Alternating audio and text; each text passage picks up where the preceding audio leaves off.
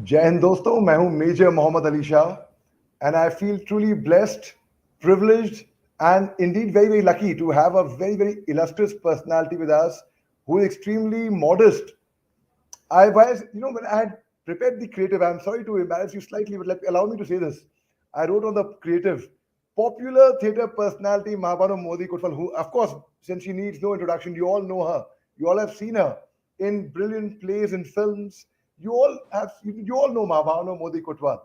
But she said, just remove the word popular from there. Just keep it simple. So I was like, okay, all right, I did that. And of course, I mean, I had the fortune of meeting Mabano in the late 1990s, where she had come to Pune along with Nasir Saab to do Hole in the Head. And of course, we were all big fans of hers ourselves. We had all heard of her and we were aware of her work. But when we saw her perform live on stage, we were left speechless and mesmerized. So today I have the privilege of having Mahabanoo Mody-Kotwal.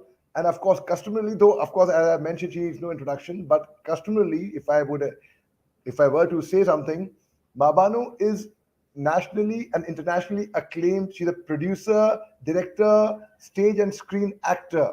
She became one of India's first stand-up artists and first female stand-up artist in the mid 1990s and has since performed to rave reviews in Bombay, Pune, Delhi, Calcutta, Hyderabad, Madras, London, Sri Lanka, Singapore, and the list just goes on. It's endless. Mahabanoo Mody-Kotwal recently, sometime back, she reviewed the very prestigious she received the Karamveer Puraskar Award for her work in using artwork towards solving issues of social justice, particularly in the arena of violence against women. She was chosen by Femina magazine as one of the 50 most powerful women in India in the year 2007. Human rights activist and author Zerbano Gifford, in a recently released book, in sometime back she released a book, in fact, a book, Confessions to a Serial Womanizer, Secrets of the World's Inspirational Women, has featured Mahabanoo as one of the 200 most inspirational women in the world.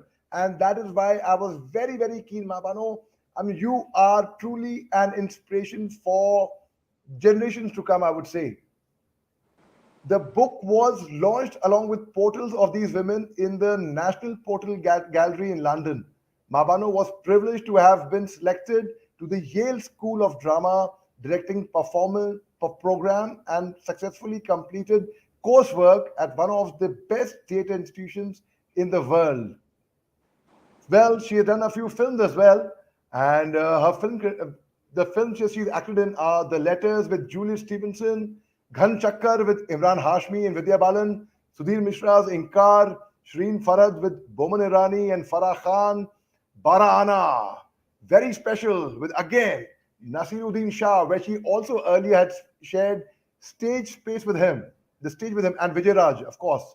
Little Zizo, which was produced by Meera Nair, directed by Suni Tarupala, uh, Tar, Tarapurwala. I'm so sorry. Sanjay Leela Bhansali's Black with Amitabh Bachchan and Rani Mukherjee. Buddha Mar Gaya with Om Puri, Anupam Kher and Paresh Rawal. Sixth Happiness directed by Waris Hussain. And The Merchant Ivory's Cotton Mary with Greta and James Wilby. Well, the list goes on. There are many more. But let me, without further, if were to introduce, speak a few words about Mabano, I would just go on and on. Mabano, thank you very much for sparing your time and Jai Hind. Thank you for having me. Thank you. Thank you. First, let me begin by complimenting you. You are looking really very Well, I'm going elegant. gray. I've decided to go gray now. You are very elegant, very graceful. In fact, when a friend of mine had remarked, "What up? She's one of the very pretty lady I've ever seen." I was like, "Yes, yes, Mabano," and I was proudly saying, I've met her, I know her. So I was like very proud. So Mabano, anyway, let's come to your journey in theatre. When was the time you did your first play, and just share a few memories of that with us, please? My first appearance on stage was when I was 3 years old. I was in school and I was selected to do a little dance with a few other girls called the Bees and the Butterflies, and I was Cupid. And this was for Right. an inter-school competition, and it was very funny because I had no idea at the age of 3 who Cupid was and what was happening. So the senior girls would ask me, "What are you playing?" And I'd say, "I'm playing stupid," because I didn't know what was Cupid. And it was very funny, but we won the first prize in the inter-school competition. And I think that was the day my love for theatre, for the stage started. Very nice. 3 is like, I have met people at the age of 5, they started a journey in theater. But 3 was something really amazing. So you 3 years must old. have Three been, years. yeah, 3 years old. In fact, you're 3 years old that time.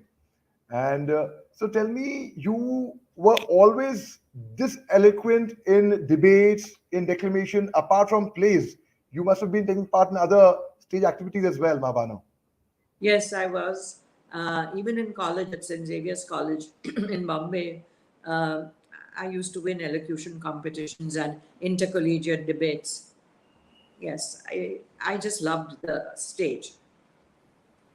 And when was it, when I would say the time when you actually came in mainstream theater, professional theater, your first professional play, apart from the school plays and the college plays that you were doing? Well, you see, when I was 16 years old, I won a scholarship to a New York acting school. And my father put his foot down and he said, "No good Parsi girl acts." So that was that. So I did 2 degrees, one in microbiology chemistry and one in geology chemistry. And after that, forgot all about theatre till I was 44 years old.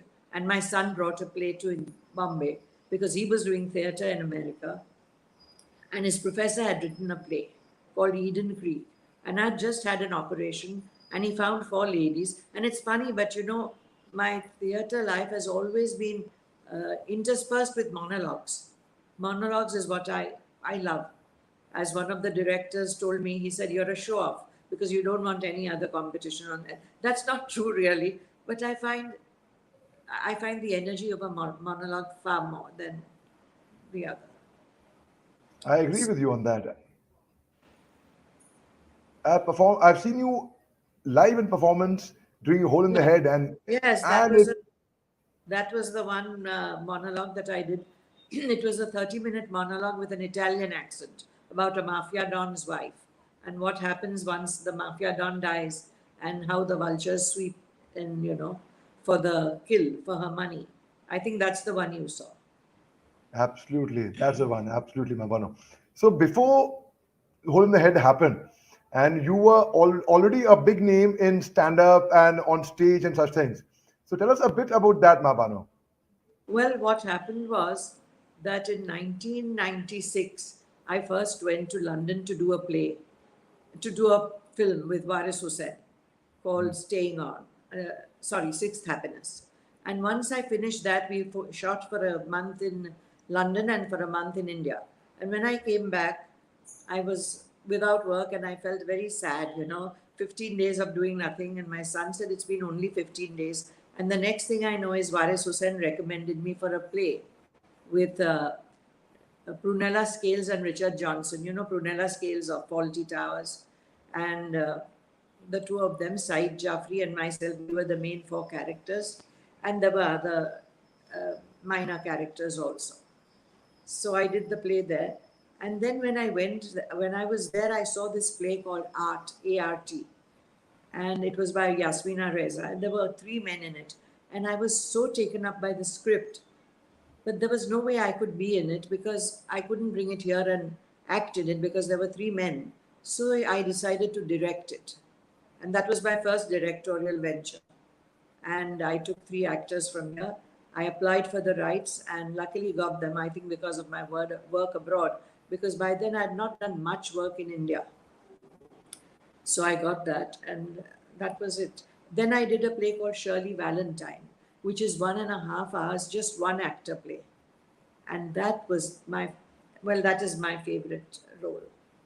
It's beautiful. I think the strength of acting really lies also in the scripts you select.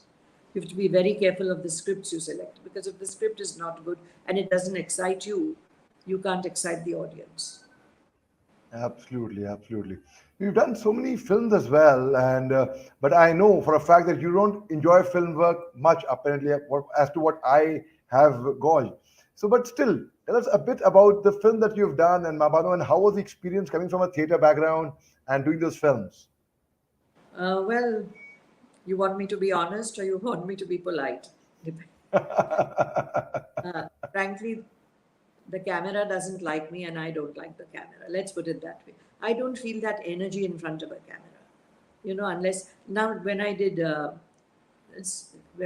Sixth Happiness with Varis in London, I loved that experience. It was fantastic. The discipline, the energy, the commitment of the other actors. There was nothing like there were no stars who had to be kowtowed to, about to, down to. Everybody was on the same level, which doesn't happen here. It doesn't. I've been on sets where I've seen spot boys, ADs treated very, very badly, and that really upsets me. And I don't feel that is a good feeling for me or a good platform for me to be on. I don't much enjoy it, but I do it because everybody needs to put two wheels on the table, and uh, you know, so I just do it. And not that all of them have been bad; most of them have been pleasant, but I haven't done any real great work in films.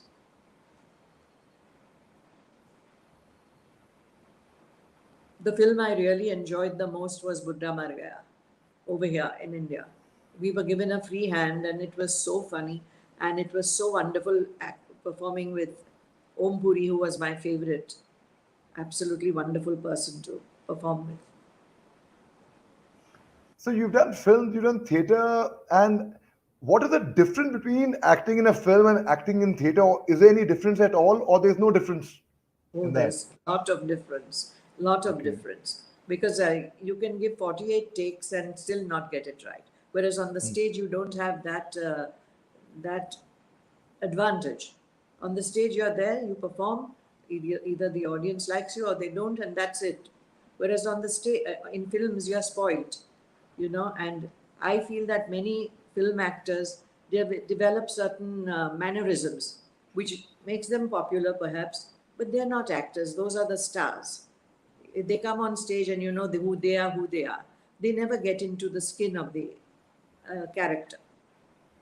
Of course, this is my personal opinion. No, of course, yes, and I'm with you. And but with regards to the craft, like okay, you can take their takes, retakes.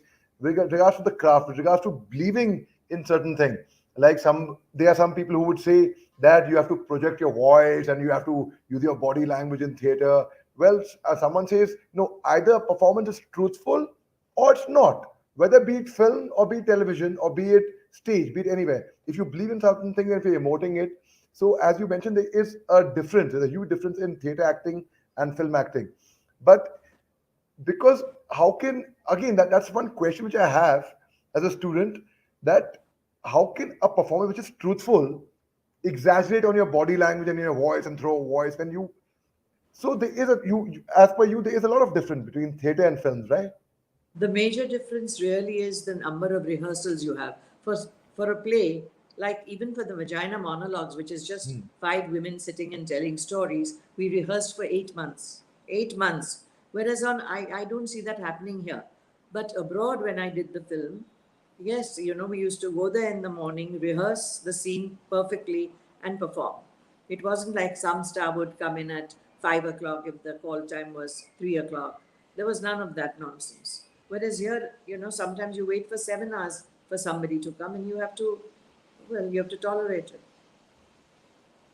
Tell us about your stay in London and your performance, the time that you spent in London, Mabano.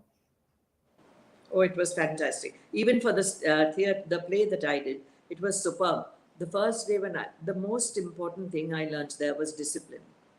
It was discipline, discipline. And very many of times people who work with me say I'm like a slave driver. But it's not that. If you have given me a time, you should be there. To respect somebody else's time, you should be there.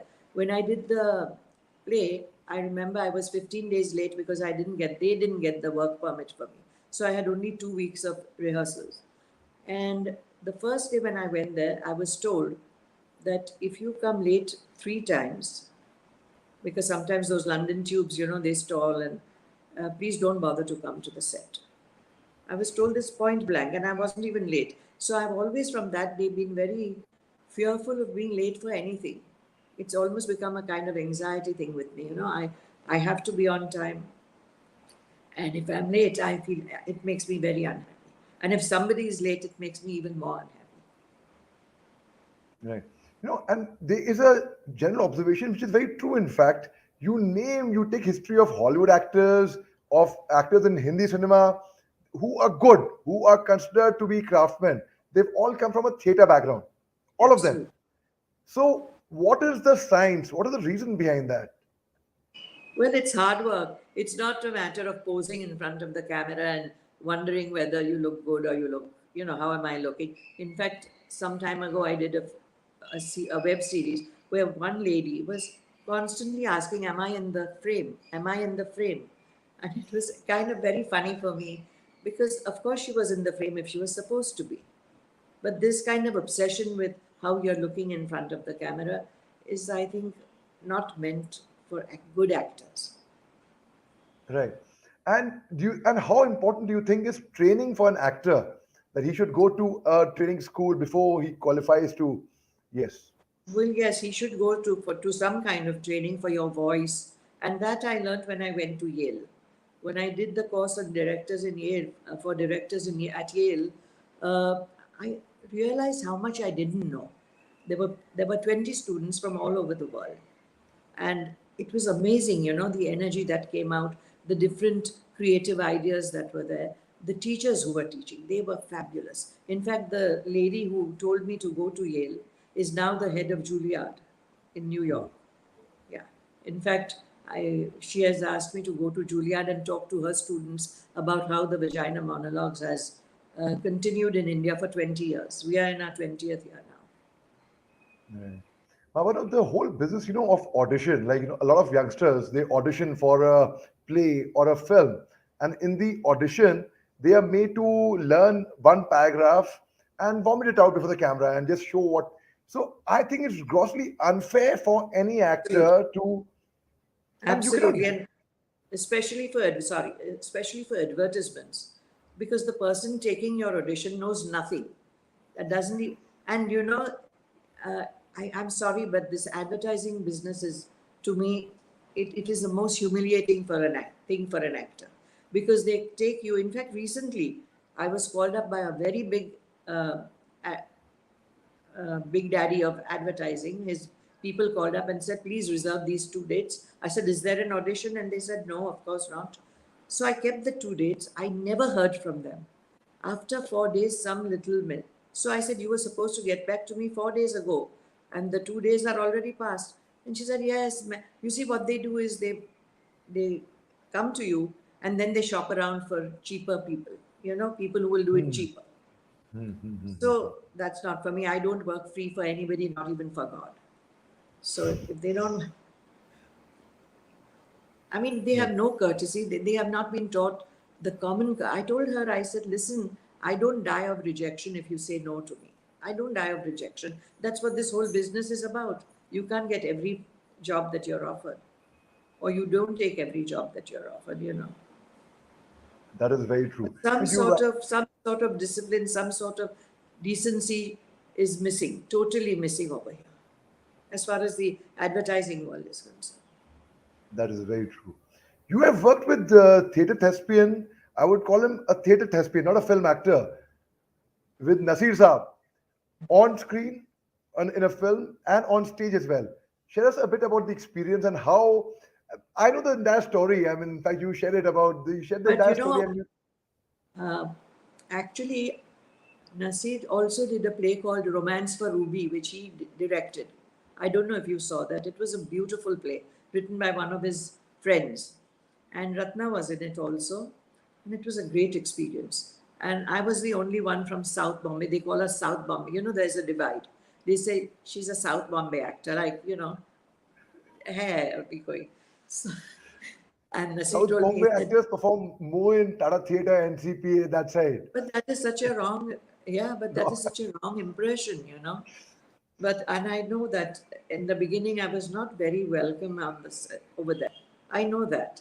But later on, as the days progressed, as we rehearsed, we became great friends, all of us. And it was a wonderful, wonderful experience.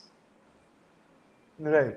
No, and this talking about South Bombay, there's something as an experimental theater and commercial theater. Now, theater's theater, it's performance. That's I don't know. I might be wrong, and I'm too junior. So, just educate us slightly on that about the difference between experimental theater and commercial theater. At the end of the day, it's the same. The craft is the same, right? The Of craft course, remains but the the same. thing is, you don't earn much in experimental at all. And when you apply for the rights, if you say experimental, if you tell them what our tickets cost, they laugh, so that they then understand that we are not able to pay the kind of rights other people pay. So that is experimental. And experimental actually is not so cheap over here at NCPA. I believe it is 4 lakhs of rupees or 3 lakhs of rupees to book that theatre for what, a 4 hour, 5 hour shift. Anyway, we have been, as far as the monologues are concerned, we have been banned from the NCPA. We have Oh, been told not to apply for dates. and why is that so? Well, you have to ask the CEO of NCPA. Oh, I'm sorry We've to hear been that. point when we opened, and when Jane Fonda and Marissa Tomei came here, Dr. Baba, who was the chief trustee, he actually Hmm. even donated to our cause. We helped shelters for battered and abused women, and we were raising funds for them. And Dr. Baba actually donated 1.5 lakhs and gave it to me to donate. We collected about, at that time, a lot of money, 40 lakhs or something, and gave it to the shelter.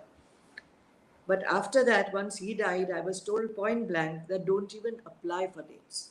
So I guess,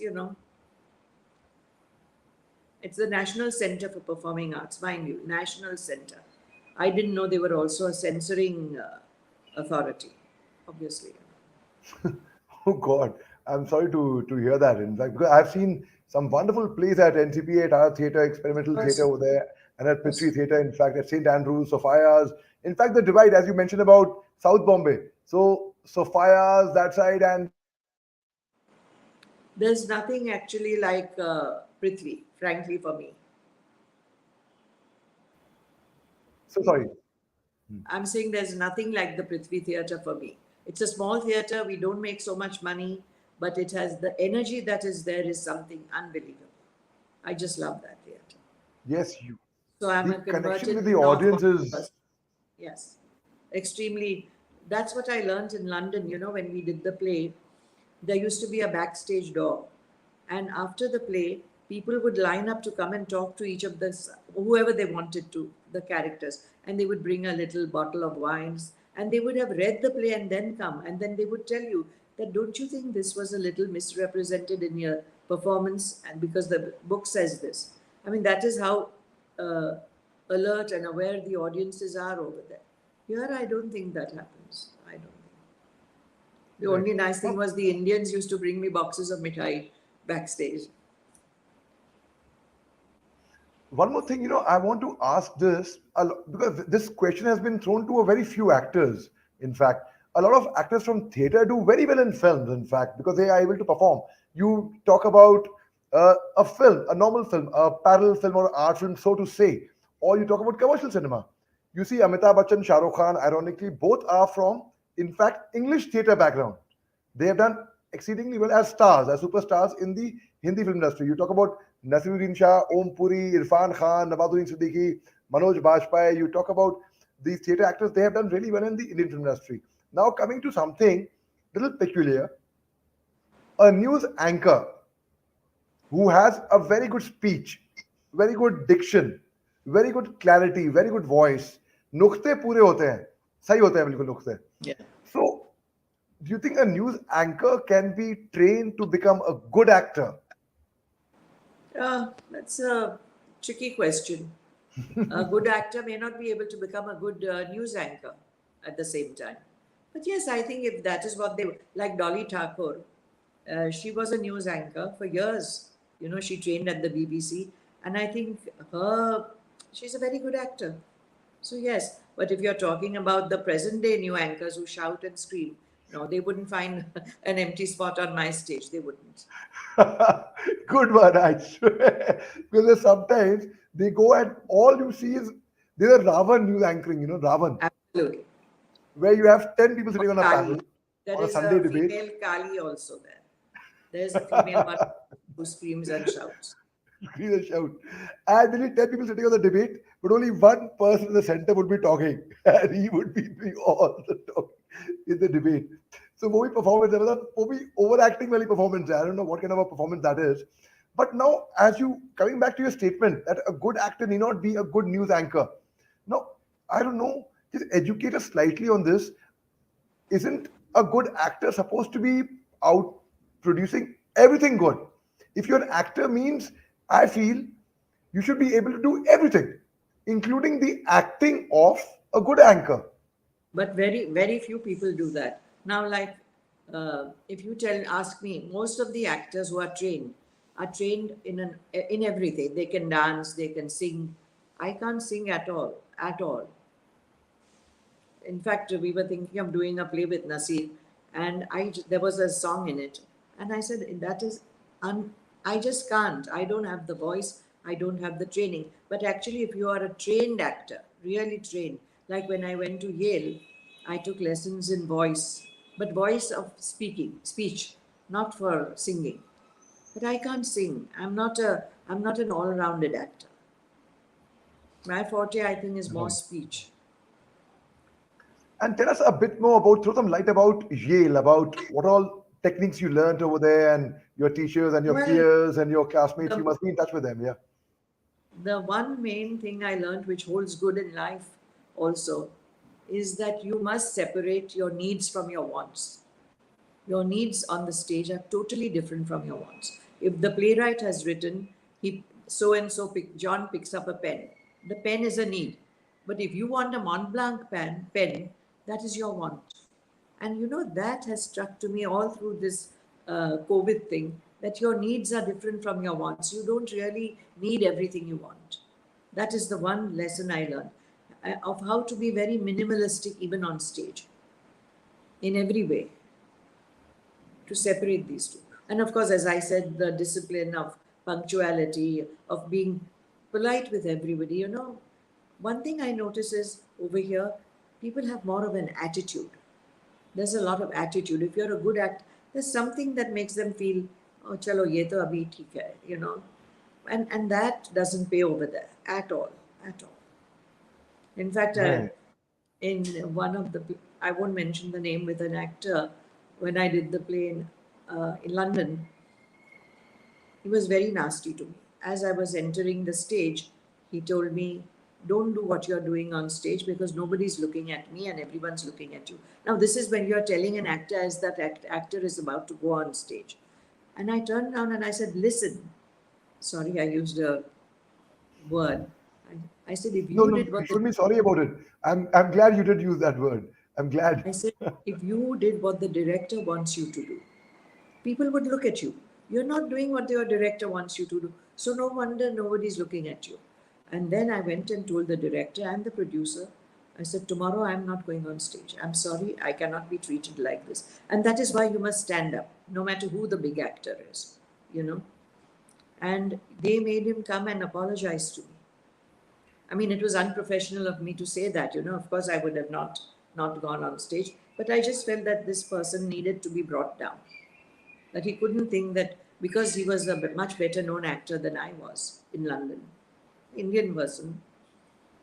And that is the problem. And being a better known actor or popular actor is different than being a good actor. Like off late, I read someone's Facebook comment, Facebook status. Oh, so I've been advised by getting a lot of Instagram followers, I become a good actor. Is it?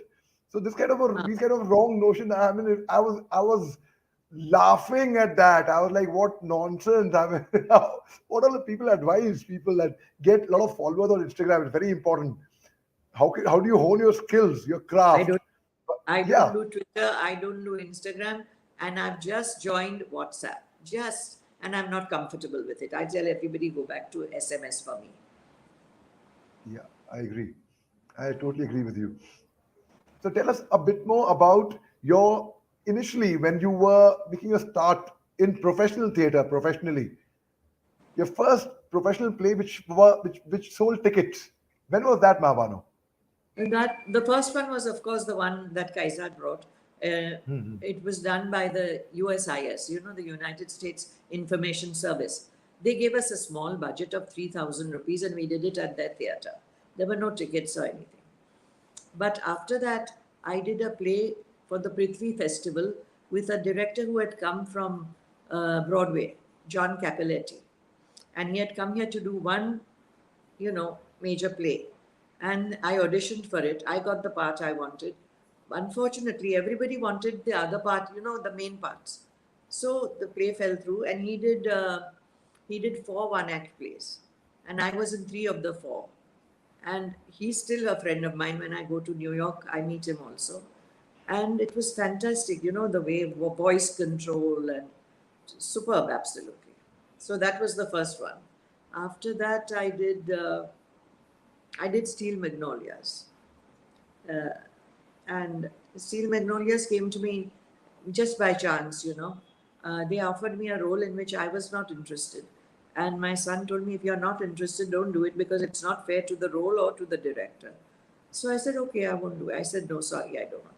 Luckily, the role I wanted, the person who was going to do it walked out. They had some problems. So they said, do you want this role?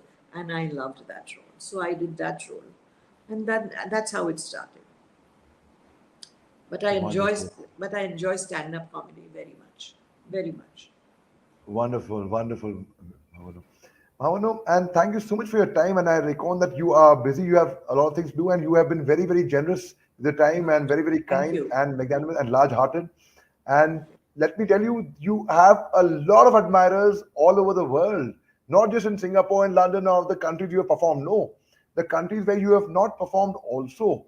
There are a whole lot of people who love you, who admire you, who look up to you, and you truly are a source of inspiration, a self-made lady who's here surely by her grit, by her talent. Thank you, Mabano. Any last message you would like to give to our viewers, Mabano? Yes, I would like to say for those who are in art, use your art to help causes. Like after the vagina monologues, we have started, helping shelters for battered and abused women, or we have helped individuals of abuse. We've helped an acid attack victim find a job. Have helped her with learning the computer by giving her twice. I think we helped her with money, and now she has a permanent job, and she's blind. And she mentors other acid attack victims. So I really feel that you can use art for such great things, not just for your self esteem and for you to feel great and proud, but do use it for something that means something to somebody. You must. Mabano, absolutely bang on there. And thank you very much for your time. Truly appreciate it. Thank Thank you, you. Mabano. Bye.